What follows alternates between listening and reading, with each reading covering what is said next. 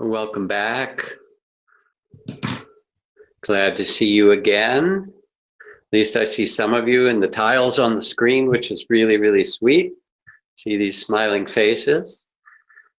And so now I'd like to do some teaching and really focus on a peaceful and loving heart. And as I do, I'd like you to take it as a meditation practice, if you will, or as a reminder.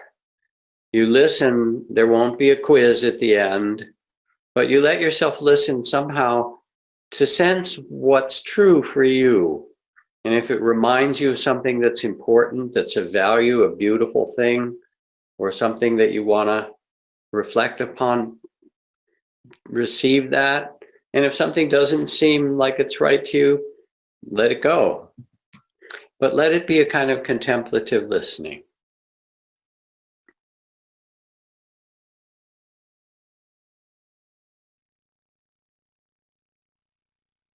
For teaching meditation and for learning Dharma myself, I had the privilege of practicing both in an intensive meditation center similar to this, one in Thailand, one in Burma, and also of living for a long time in a forest monastery in the far northeast of Thailand, near the border of Laos and Cambodia. And I returned there this winter for several months and ordained again as a monk, took the orange robes, and lived in a cottage in the forest with a teacher, Ajahn Chah, and the monks around him. And I'd like to give you some sense of the life there and the way that he taught. The things that I learned were tremendously valuable and helpful in Dharma practice, and perhaps to convey some of that spirit so that it will be of use to you.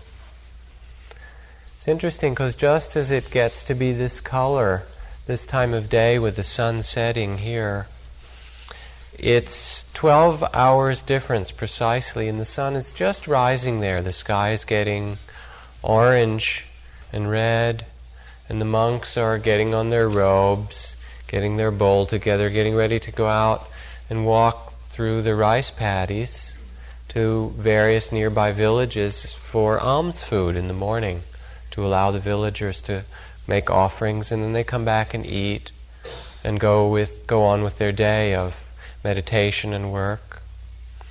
And somehow what we do here is connected with them. We're not isolated, even though it feels separate in some ways. There are groups of people just like us in many countries, in many places around the world, who are undertaking this journey or this practice of awakening in the same spirit as us. Ajahn Chah's teaching had 4 levels to it, and each of them was done with a great deal of humor and a lot of love and compassion, although sometimes one didn't feel it so directly.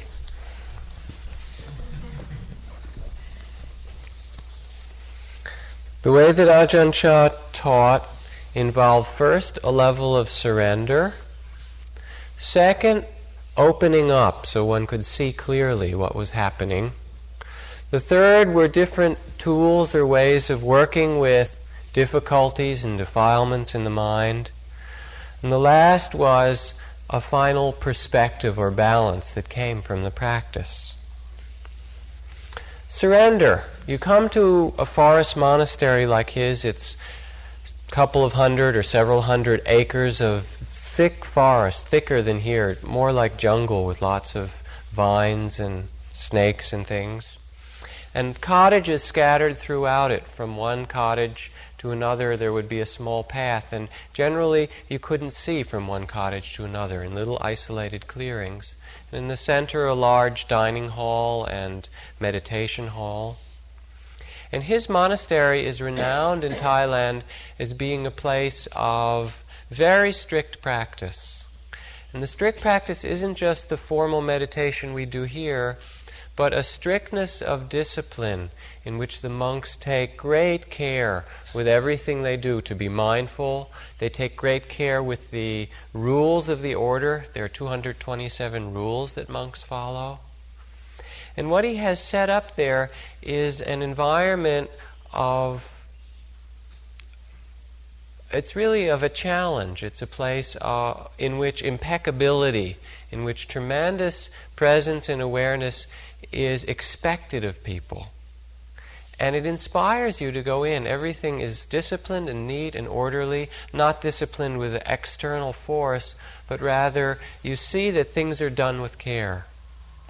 And he tells people when they arrive that if they're coming just to relax and have a good time, they've come to the wrong place.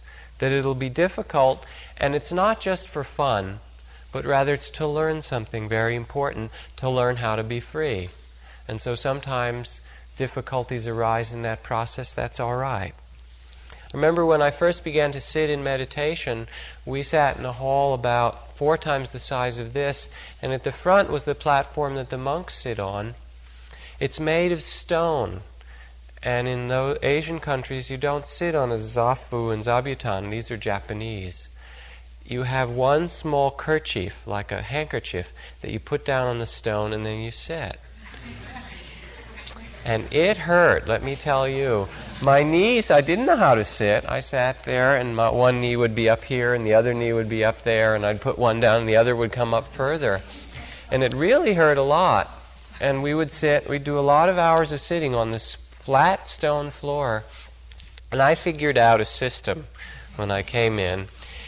If I got to the meditations early, the evening and morning ones especially, the big group ones, then there were 2 or 3 supporting pillars in the front of the hall.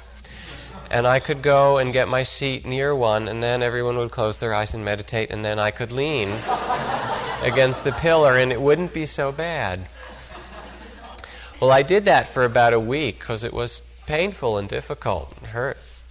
And then one night in his Dharma talk, not many days after I'd been there, Ajahn Chah looked at me directly in the eye, although he was speaking to the group, and he said, learning to practice Dharma was learning how to be independent, how to not have to lean on things. So I had to move my seat. And it was that spirit, that what you were doing there, you were expected to work hard and have a real impeccable spirit, and just to do it.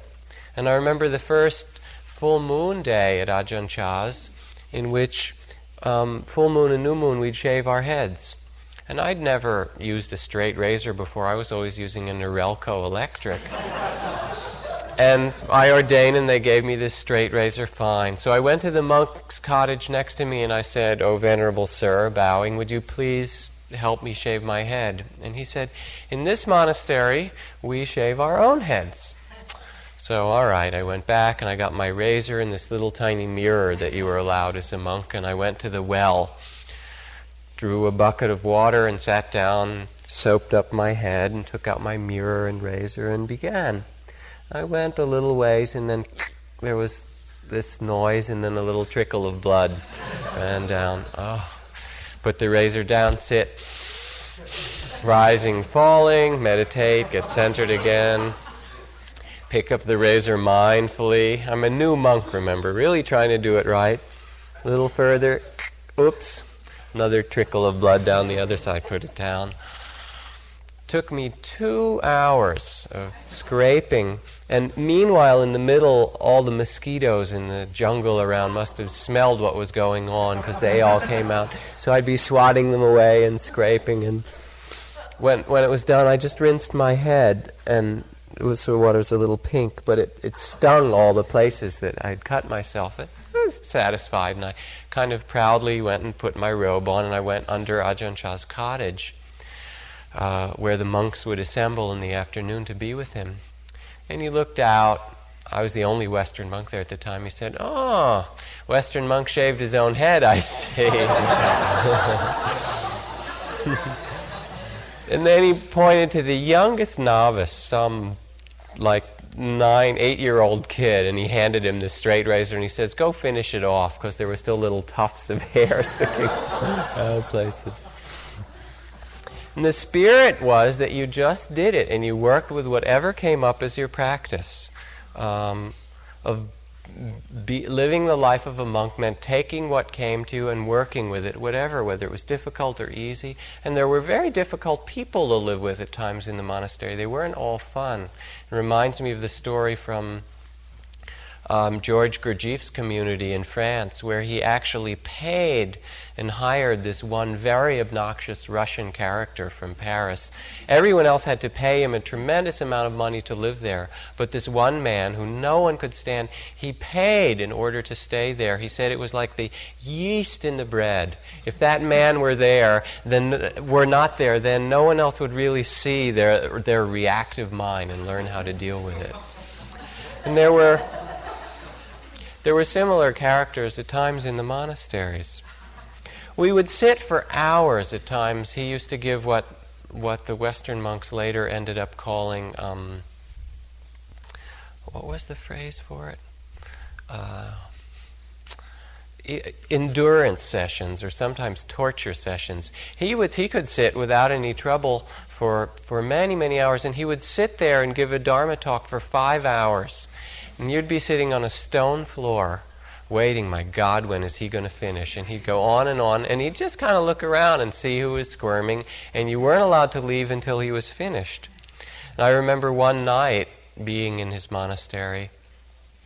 On full moon, the villagers would come and offer this drink of sweet, very thick, rich coffee. We went off and did a monk's ceremony that night, and then we were supposed to go back to the main meditation hall and sit up all night and chant and sit with the villagers and drink our sweet coffee. And since you only ate one meal a day in the morning, that meant a lot. It was really wonderful. And I remember sitting there, and he had a visitor, an older monk teacher of his, who came. And they were having a conversation, and it appeared that they just overlooked dismissing the monks. And they sat and talked from 8 till around midnight. And I was sitting there and wanting my coffee and wanting to get up and wanting to move. And every once in a while he'd look around just to see how people are doing, and then he'd sit quiet, and then they'd start talking again. And I kept thinking, when is he going to get done? When will I get my coffee? When can I? 1 in the morning, 2 in the morning, 4 in the morning. I got angrier and angrier as the night went on, until about 3, I think. Which point I finally figured out that my meditation better happen there, because it wasn't going to happen anywhere else that night. And in the morning, when he got up to leave, he came over and kind of smiled and said something like, "How are you doing?" Just he'd seen what I'd gone through in the night. I'm sure he was aware of it. And by then I'd kind of realized that meditation practice was where you were sitting, and it wasn't to go to some other place or have the ideal setting or have your coffee or have your quiet little room. That what he was teaching with that kind of surrender was that where you are is your practice. He wanted people to take great care with whatever they did. And at first I thought he was kind of like a bossy grandmother. We'd be out sweeping the leaves, and he'd come out and say, no, sweep this way, or making brooms, and he'd come out and show you how to make a bamboo broom that would really work. Later on, I discovered in watching him when he came out that what he was teaching, he didn't care whether it got swept or not, because you'd sweep it, and another day later the forest leaves would cover the paths. That wasn't the point. But he was very interested in people learning how to do what they did with care. And that was his own spirit. And he'd sit there and he would tie a broom and he would show you how it was done so that it was really done well. Or sweep or build something. And he could lay bricks as well as any of the other monks who were helping build the buildings in the monastery. I remember one morning, very cold in the cold season. We were in a mountain monastery, and we went out for alms round, and I was freezing. It was a strong wind and probably around 40 degrees, maybe 38. It's cold, just very, very cold. And I had my robes on. You just have 3 robes in an ascetic monastery. And then I also had a towel, and I'd managed somehow to wrap it under my robes and have it come up and cover my ears a little bit, which is a big part of my body. And so we went out for our every morning. It was like 3, 4, 5 miles each way to this village. And we got to the village, and I was just chattering and freezing. We went through, and the villagers put in their rice and stuff that they could. And we came out of the village, and he turned to me and he said, "Cold?" And I said, "Freezing." And he said, "Well, this is as cold as it gets in Thailand." And I was so happy. And the spirit of it was that he was right there with you. He was willing, if you had to sit a long time, he sat there too. It wasn't like he was off doing something different. He was right there with you and giving you the sense that that was your practice. Whatever your difficulty, work with it, use it. And he was there when it was cold. It was really wonderful. That you can do this. You can learn to work with it. He expected surrender from everybody, and it wasn't blind faith surrender, but it was rather the context of whatever came up for you in your experience in that monastery, that was your practice. And he talked about it simply. He said there are 2 levels of practice, and this is an important thing for people. He said one level of practice is where you use Dharma to become comfortable. You're virtuous and you're a little kinder, and you sit quiet sometimes at home, and you om before you eat or whatever it happens to be, and you make a nice sort of harmonious community. And that's the blessings of that level of Dharma. The second kind of Dharma, he said, is that practice in which you are interested in real freedom of your mind and heart and spirit. And that level of practice has nothing to do with comfort whatsoever. It's rather taking whatever comes and working with it to learn how to be freer. And he'd ask people about that and say, that's what we're doing here. That, if you want to come here, that's our purpose. And he'd trust. He gave a lot of responsibility for people to work with what came up in that light. And he would test people, People would get angry or upset, and he'd go over to them. You could see they were angry. He'd say, "Are you angry?"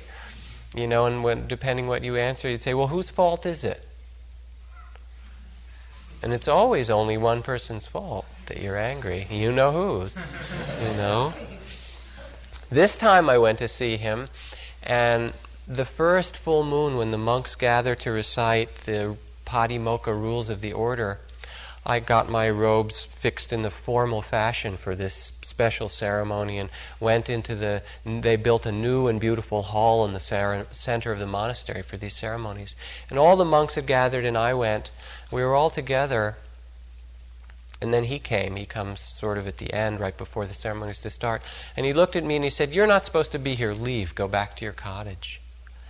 And usually the people who are asked to leave are people who are considered impure, who aren't good monks, who don't follow the rules, who aren't considered to be people who are upholding the standard of conduct of the order. So I felt terrible, like he wasn't respecting. I was trying to be a good monk. I knew I was a good monk. And he didn't believe it. And he kicked me out. And I heard that as I was walking down the steps, he turned to a couple of his buddies, the senior monks there, and he said, "Oh, he's a meditation teacher. He won't mind." And for a month and a half, he wouldn't let me go and join those particular ceremonies. And I was upset for a couple of hours, and I kind of looked at it, and it was just another mind bubble, and then it passed away. And then the last day before I was leaving to go to Bangkok, I was hanging out with him under his cottage. He had just taken a bath, and I was helping to dry his feet. And he looked down, and he kind of chuckled, and he said, "Well," sort of poked me, "how'd you like being treated like a visiting monk? Just testing to see if I was still angry." And I said, "Well, actually, it was quite appropriate, since I am a visiting monk. I'm only here for a short while." And he laughed, and he said, "That's wise of you. That's wise of you to see that." And it's like he was always testing people and always kind of trying to see what you were attached to, requiring a great deal of surrender. So that was the first step. The second step of his teaching, after you come and you surrender to the circumstance and you work with it, was of teaching people to open up and see clearly. And it's essential in our sitting practice, in our whole Dharma life, becoming honest, seeing what is true of our situation, of our mind, of what's happening with us. And he did it first by being honest about himself. I once asked him, how did he become a monk? What got him into the business? And he said that when he was little in his village, the children, as children everywhere, used to play house and doctor and so forth. And when they were playing their games, someone would be the village headman, and someone would be the nurse, and someone would be the teacher. And he said, I always wanted to be the monk. He said, and so I would sit myself up on a higher place than all the other little kids, and I'd get them to bring me candy and food. And he said, ever since then, I knew it was a good business. But he talked about his own practice. He said in his own practice he had lots of problems and doubts and difficulty and suffering, and his body hurt and his mind gave him a hard time. He said he remembers sitting in the forest, being a traveling forest monk, in the dry season, and one of the unexpected rains had come, and it soaked his robes and his bowl and the few books and everything he had. And he said, I was sitting in the forest just feeling kind of discouraged, and the rain was wetting everything and coming down, and the tears were streaming down my cheeks. I couldn't tell what was rain and what was my tears. He said, but I just sat there anyway. I just sat and I sat and I sat.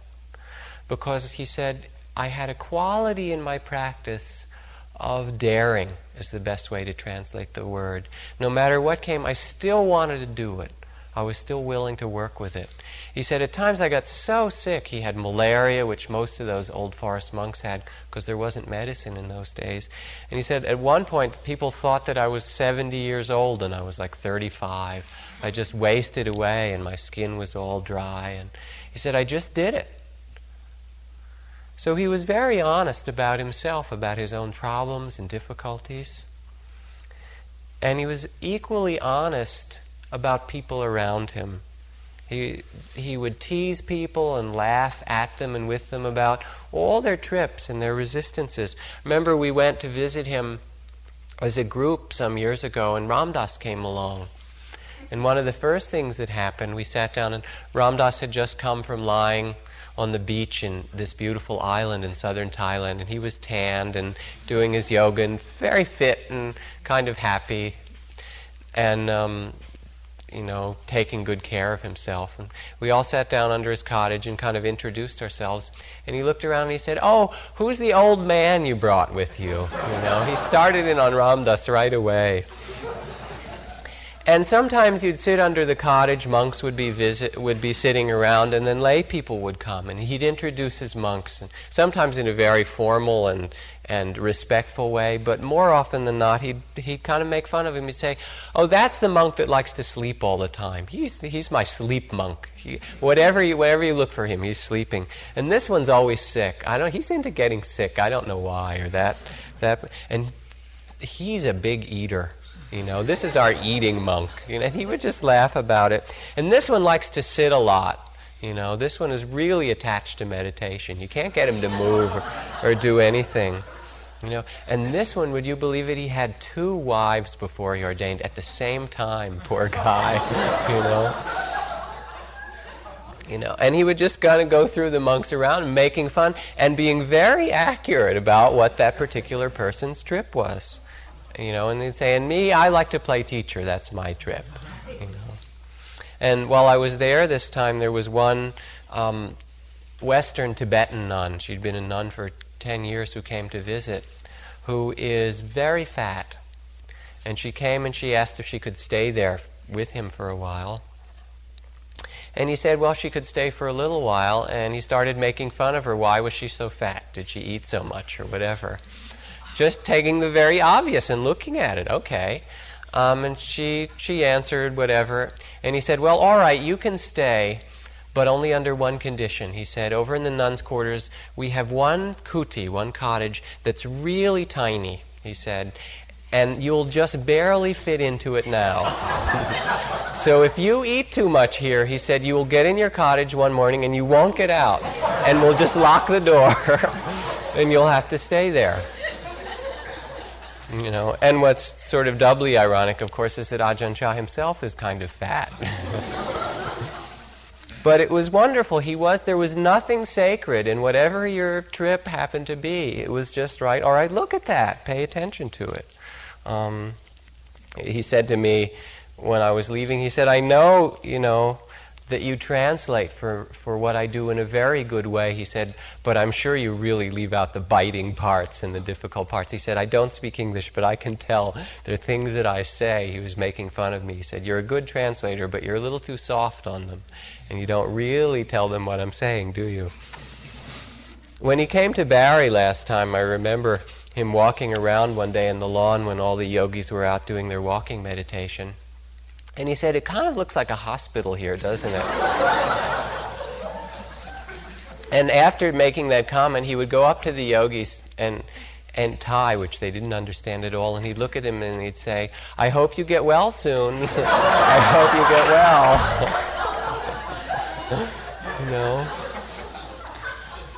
He said, people in the world are crazy and they need a mental hospital like this to help them get well. And so the spirit of his teaching was not at all to be coy, but to be very straightforward and very honest, to really look at what people's difficulties were, so that we could see ourselves freshly. What was the biggest problem with your new disciples, I asked him. He said, opinions, views and ideas about all kinds of things, about themselves, about practice, about the teachings of the Buddha. Many people have a high rank in the community. They're wealthy merchants or college graduates, teachers, government officials. Their minds are filled with opinions about things. They're too clever to listen to others. It's like water in a cup. If the cup is filled with dirty, stale water, it's useless. Only when the old water is thrown out can the cup become useful. You must empty your minds of opinions, and then you will learn. Really to look clearly, to be simple.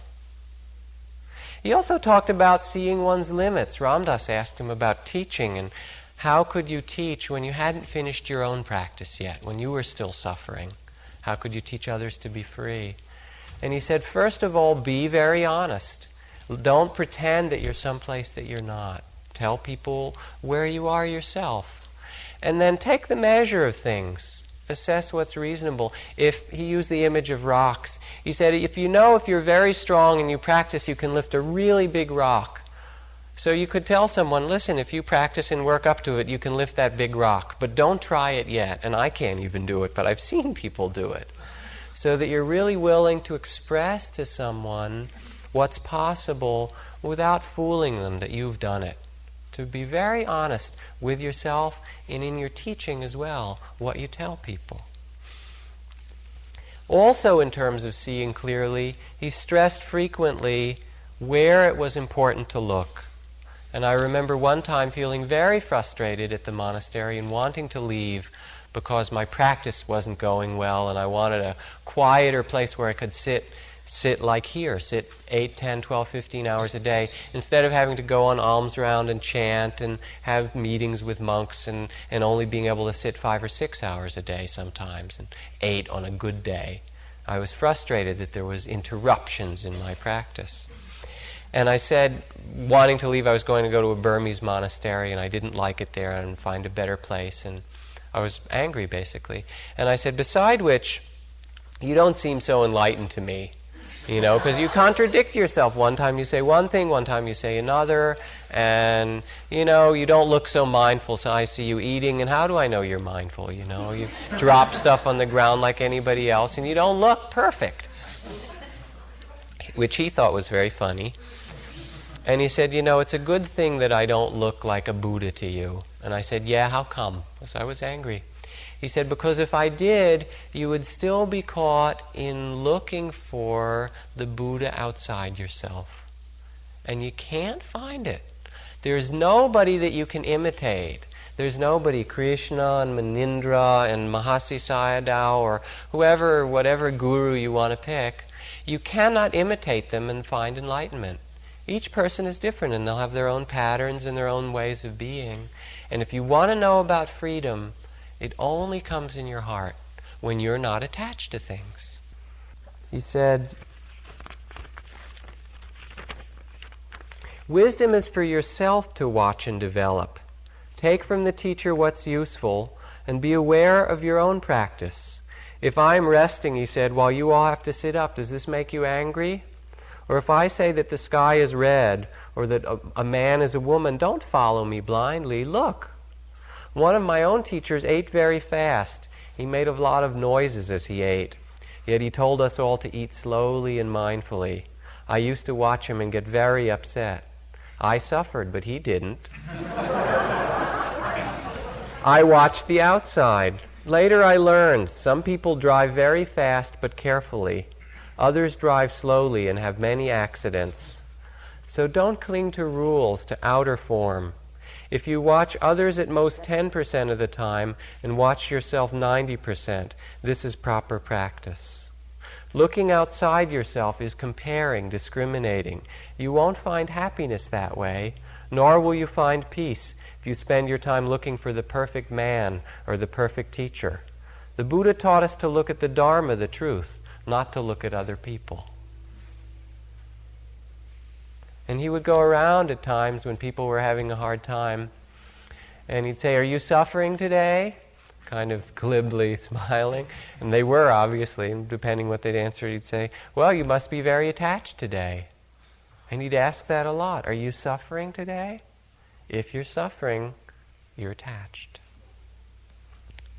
So that's the second way that he worked. The first is through creating a situation of surrender and dignity and impeccability, where you really worked with everything that came as your practice. The second was through honesty, through not pretending things weren't the way they are, through looking clearly at one's trips, one's ego, one's fears, one's patterns, really looking at oneself, seeing what's reasonable and keeping the attention inside rather than comparing others outside. The third level of his teaching was teaching how to people how to work with things as they arose. And he had two means. First was overcoming difficulties, and the second was letting go. I'll give you some examples. Overcoming. Fear would arise. I learned the first big Dharma talk I ever gave happened spontaneously in the middle of the night. We would sit up all night on big Buddhist holidays, and the hall would be filled with 1,000 Lao villagers. And we'd alternate 1 hour of Dharma talk and an hour of sitting. And at around 2 in the morning one night, he said, we will now hear a Dharma talk from the Western monk. And I'd never given a Dharma talk before, much less in Lao, to 1,000 people. And so what did I just got up there and he said, okay, kid, go to it, you know. And he knew I was nervous. Fine, do it. That's even better. You know, and he had one of his Western monks, Ajahn Sumedho, who came to teach here earlier this month, give a Dharma talk one time for an hour, and Sumedho was finished, and Ajahn Chah said, go on. So he talked for another 45 minutes, and then he concluded. Ajahn Chah said, go on, more. And he made him do this over and over again until he had talked for 5 hours. It was so boring. I mean, he had nothing to say, and he went on, and he'd stop, and more. And by the end, what he had taught him was to not care whether he was boring or not to be afraid of what anybody thought, just to do it. And it was wonderful. If people were afraid in that way, he'd push them into situations. If they were afraid outside, if you were, Thai people are afraid of ghosts, or people were afraid of tigers or forest animals, great. He would send you into the forest. If he knew you were afraid of tigers, it's right into the forest for you, There's this story from a book about his teacher. At night, when his mind is attacked by fear, the forest monk forces himself to do walking meditation in the open. This is what the teacher told him to do. This is the battle between fear and Dharma. If fear is defeated, the mind will be overwhelmed by courage and enjoy profound inner peace. If fear is the victor, it will multiply rapidly and prodigiously. The whole body will be enveloped, perspiring heat and chilling cold by the desire to pass urine and defecate. The bhikkhu will be suffocated by fear and will look more like a dying than living man. The threatening roar of a tiger from a nearby place or even far away at the foot of the mountains or on top only serves to increase his already desperate fear. Direction or distance mean nothing to such a monk, his only thought being that the tiger is coming to make a meal of him and that he's coming right at this moment. No matter how wide or vast the area might be, he will be hypnotized by his own fear into believing that the tiger knows of no other place to go but to the very spot which he is walking. The passages for recitation on loving kindness to prevent fear disappear, and ironically what remains is that passage which serves only to increase it. He will thus recite to himself, "The tiger is coming, the tiger is coming." But it's traditional in the forest monasteries, and Ajahn Chah is that way. He pushes you into what you dislike. If you're afraid to be alone, off to the forest with you. You know, if you don't like the city and you have trouble dealing with a lot of hustle and bustle, he sends you to the city monastery. That's where your practice is. He was really a rascal, and he'd find out just what you didn't like and make you do it. If you were bored or restless, then he'd put you in some position where you'd have more boredom to deal with or more restlessness, and make you feel it and say, you feel it until you die. Because really that's the spirit of practice. That which resists is the sense of I or ego or self, and you just have to work with that until it dies. That's overcoming. Sleep. He'd say, sit up straight. Open your eyes if you're sleepy. Walk a lot. I was sleepy for a while, so sleepy in my practice. Okay, walk backwards. I'd walk backwards. I'd still be sleepy. All right, walk backwards in the forest. You know, you really have to wake up. Trees and vines and things. Fine, that kept me awake, walking backwards in the forest. But then I'd sit down and I'd get sleepy again. He said, all right, we have a cure for people like you. There's a well near your cottage. You go and sit right on the edge of the well. So I'd sit down on the edge of the well, close my eyes, begin to meditate, get a little sleepy, and then you start to nod. And look down, and there's like 50 feet of space below me, and the rush of adrenaline from the fear keep you right awake. Overcome it. Overcome fear. Go into it. Go in the forest. Overcome sleepiness. Work with it. Stand up. Walk backwards. Doubt. If you have doubt, he said, fine, just you continue doubting. He said, there are two kinds of suffering in this world. There's the suffering which leads to more suffering, which is what most people are involved in. They do whatever they do in cycles, and then they try and get more and the same, and it just increases itself.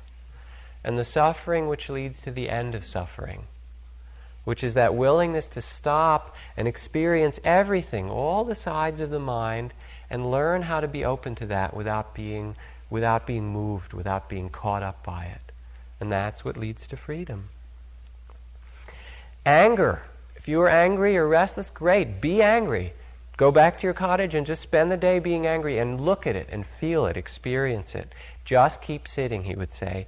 He would talk about starving the tiger of anger to death in a cage of mindfulness. He said you don't have to take it out and butcher it or kill it. You just make mindfulness around whatever it is and then let it exhaust itself.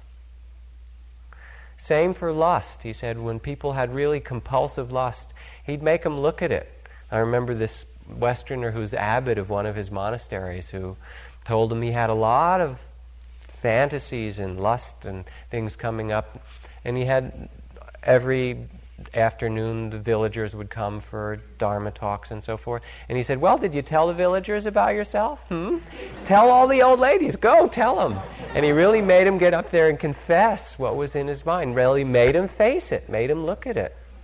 Another monk who was overwhelmed by just compulsive thoughts of sexual desire and lust, he made go sit in the charnel grounds with the corpses for a while and really look at the body and what happens to it.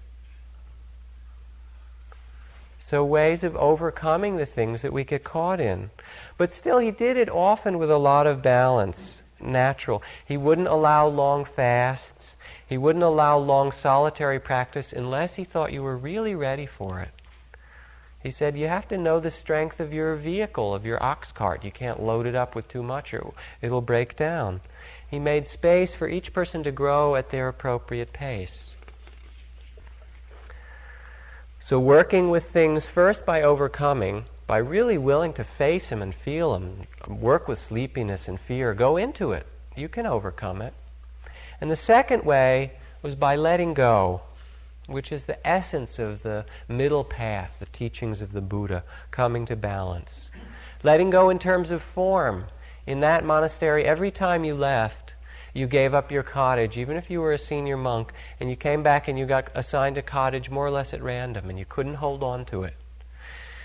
All kinds of forms. I remember a rich man coming to him one day saying that he was a very wealthy businessman. He'd retired and he had a lot of money and he was happily retired. He's going to start giving his money to charity. And he's saying kind of proudly, and I don't know whether to give it to the hospital or to the orphans or maybe to your monastery and help, build things for monks and nuns. And Ajahn Chah looked at him and he said, I know what you should do with it. And the man said, what? He said, throw it off the bridge over the river on the way to the monastery. And the man's jaw dropped open. And it was just the right thing, because it was to really let go. Of him giving it somewhere else, it was see how great I am, what I've done with my money. And in terms of form, it was look at what you're attached to and learn how to let go of it. In terms of other things that arise, doubts would arise in the mind. He'd say, someone asked, what can I do about my doubts? Some days I'm plagued with doubts about the practice or my progress or the teacher. He said, doubting is natural.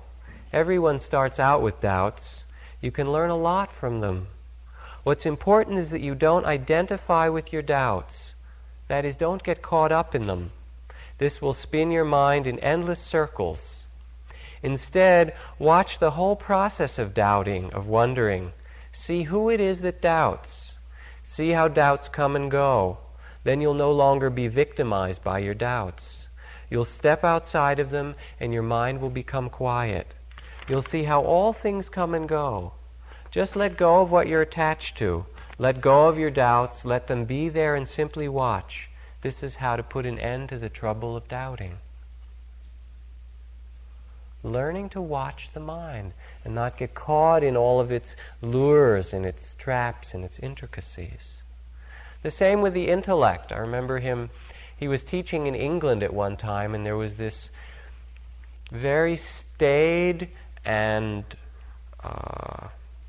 upper-class English lady who had been part of one of the British Buddhist societies for many years. And she came to visit Ajahn Chah teaching. This was a couple of years ago. There are many old Buddhist organizations in England. And she asked him all these complicated questions about the Abhidharma and arcane Buddhist psychology.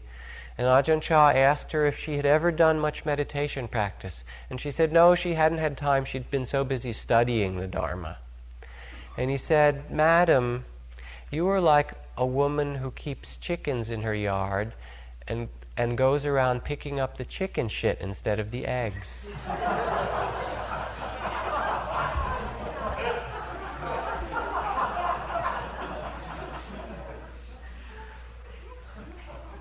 He's let go of stuff, really put it down. Look what you're doing.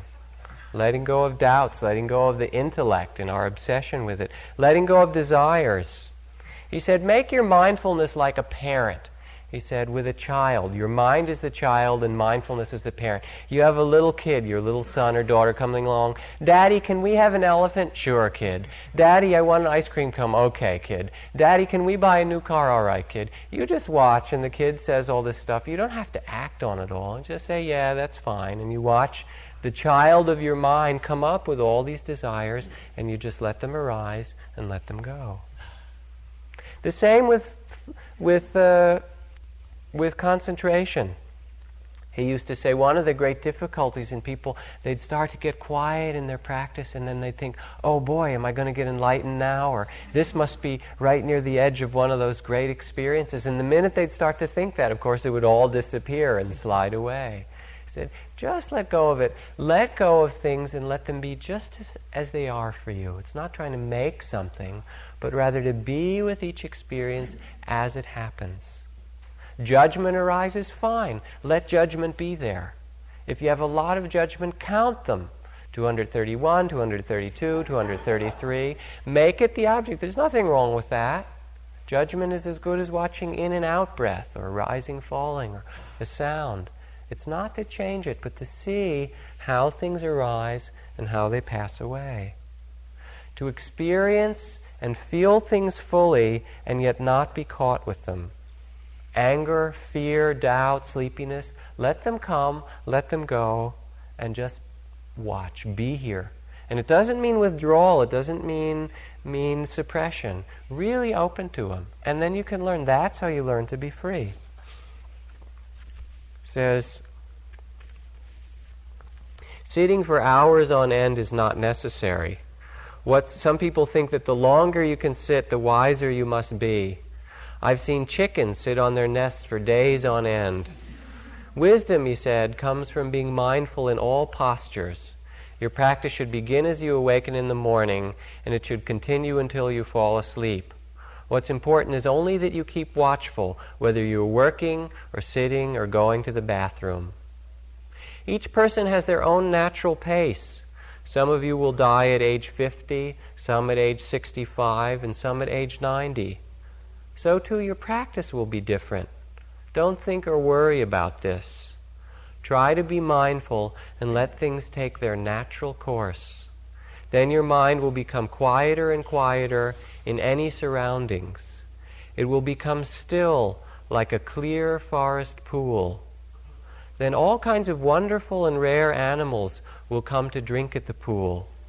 You'll see clearly the nature of all things in the world, see many wonderful things and strange things come and go. But you will be still. And this is the happiness of the Buddha. So there's surrender first, really working with everything that comes, overcoming things that are difficult, going into our fears, going into working with sleepiness, not being afraid of these things, and then learning how to watch the mind with balance, how all these things come and go. And this leads to the fourth level of his teaching, which is gaining balance or perspective. The simplicity of the middle path. He would never teach levels of enlightenment. He didn't like it. He doesn't like the system of different stages of enlightenment and different levels of the progress of insight, because he said when you teach that, people get attached to it. They want to get there. They have a gaining ideal. I remember coming back to him after doing much intensive practice in another monastery, describing these different experiences to him, all kinds of things that happened. And I was finished, and he looked at me and he said, "Do you still have any fear?" I said, "Yeah." "Do you still have any greed and desires?" "Mm-hmm." "Anger still come?" "Yep, still comes." He said, "Fine, continue." And that was all he said after this whole long, all these experiences and wonderful things and insights and stuff that I'd had. "You still have stuff to do?" "Yep, go on, carry on," that's all. Not letting people fix themselves in some place in practice. He looked at it, he was really simple. He said, "For me, no one comes and no one goes." And he asked me at one point, did I learn anything in my travels? What did I learn that wasn't there? And I thought about it. I said, there really wasn't anything that, in fact, I could have learned it anywhere. I could have as well stayed. And he said, "I knew that before you left, but it would have done no good to tell you. You had to go on that journey to discover it. But from my point of view, no one comes and no one goes." Learning the middle path, a place of balance, of sensibility, how to use form, how to use practice, but not to be stuck in it. One last story before I end. Remember the Western monastery, which he set up in a nearby forest about 6 miles away from his main monastery. And he has now 50 different branches. He's a very famous teacher with many disciples. The Westerners there at Christmas time decided that they would have a big Christmas celebration. And the villagers who built and supported the monastery got upset, and they came to Ajahn Chah and they complained. They said, "Here we have a Buddhist monastery which we're supporting, and they're doing this big Christmas thing. And it doesn't seem right to us." And Ajahn Chah said, "Well, As I understand it, Christmas is a holiday which celebrates kindness and joy and generosity, giving to other people, love. He said, and as far as I'm concerned, that is very much the spirit of the teaching of Buddhism. But if you insist, we won't celebrate Christmas anymore. We will celebrate Chris Buddhamus. And the villagers were quite content, and they went back. Not to be stuck in any particular form, to be flexible, to use it. The point is to learn how to let go and to be free. How to be happy, he said. And one of his traditional things, we were sitting with him, and he held up a glass, and he said, the way to be happy is to imagine that this glass is already broken. He said, if you look at it as already broken, then you use it, and you drink from it, and you take care of it, and eventually it breaks, and you're not upset. And if you see that everything you have, your body, your family, everything in the world will eventually be lost to you. If you see that now, if you can die to that now, then you can appreciate and be with it and enjoy it very fully.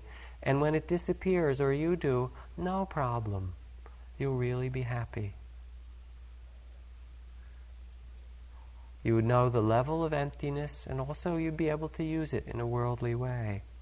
And his teaching is wonderful because it combines the level of ultimate Dharma, of seeing that it's all empty, that it's a dance, that our life is nothing in comparison to the eons and galaxies and billions of stars and billions of years of this planet changing. And we're just here for a little while, a short dance. And at the same time, very practical. How to take care and to live with impeccability, to sweep the paths with care and delight and fullness, to be honest with oneself and with another person. He wouldn't let people get caught in any level. If you wanted to sit too much, he'd stop you. If you were caught in, I remember a conversation about anatta, about non-self, and he said, non-self, anatta is not true, which is an amazing thing for a Buddhist teacher to say. It's not correct. He said, self is one side and non-self is the other side. And what's true is neither of those. Because any of those is a position. The business of Buddhism is to make people happy and free, developing and seeing their resources and opening to what's true. So from surrender and seeing clearly and learning how to deal with the mind in a balanced way, you yourself can become a Buddha.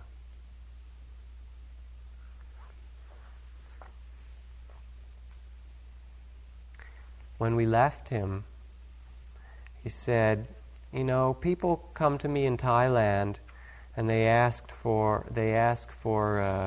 little Buddhas or water sprinkling or some kind of blessing ceremony, and they insult themselves. And you come and you ask me questions. You want somebody to teach you the Dharma. And you insult yourself too, as if that would help you in some way. Because the Dharma and the Buddha and the truth are already in your heart. If only you can turn in and use that which is there, and understand it and see it and work with it, then everything will become simple. So he said in closing, he wishes that all of us continue our practice with the wisdom that's in our hearts already. That we use that and it becomes the cause for our growth and the deepening of greater love, greater understanding. Understand you can deepen your practice in a lot of ways. Don't be lazy. If you find yourself lazy, then work to strengthen those qualities which overcome it. Don't be fearful, don't be timid. If you find yourself timid in practice, then work with your mind so that you can overcome that. But in all cases, use your natural wisdom. With proper effort and with time, it will unfold by itself. He concluded by saying that what he's taught is what he hopes will be helpful to us in practice. And if you really do it, if anyone really does it, they can come to the end of all doubts. They can be liberated. You can come to where you have no more questions, to that place of silence, the place in which there is oneness with the world, with the Buddha, with the Dharma, with all things. And only you can do that. So do it already. That's all. Any questions, please? I'm wondering if when Ajahn Shouting to Barry, he had any comments on these facilities on INS as a place for understanding God in America. Yeah, he had a number of comments. He said that it was a beautiful and suitable place for practice.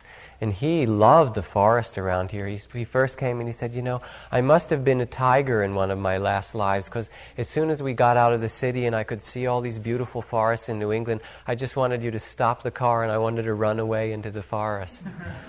He thought it was wonderful, both the area and the physical facility. And he said the teachers were pretty good.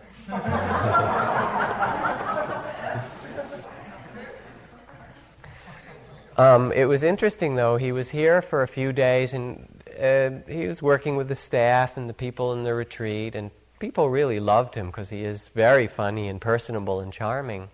And he said, would you like me to stay for a long time and help teach here? And everyone said, oh yes, oh yes.